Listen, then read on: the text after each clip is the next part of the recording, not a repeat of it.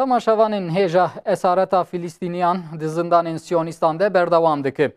Di derbarê mijarê de Serokê Büroya Siyasî yê Hemasê İsmaîl Haniye beyanat da û got ku pêşaniya hêzên berxwedana Filîstînê êsîrên Filîstînê ye. Serokê Büroya Siyasî ya Hemasê İsmaîl Haniye bi münasebeta neemîna salvegera peymana teqasa esîran de beyanat da. Haniye îfade kir ku me ji bo esîrên Filîstînê amadehiya lihevkirina ka serkeftî kiriye. Haniye îfade kir ku pêşniya hêzên berxwedana esîrên Filîstîniyê û ji bo azadiya wan di her warî de bi israrin. Haniye hala xaftina xwe zêde kir. Ev 85 roj di zindanên Siyonîstan de Mahir El Ahres di greva birçîbûnê de ye.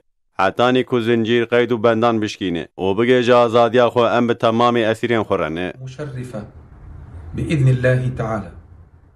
Di çerçeveya peymana teqasa esîran de, di muqabilê Siyonîsekî de 27 Filîstînî daha serbest kirin.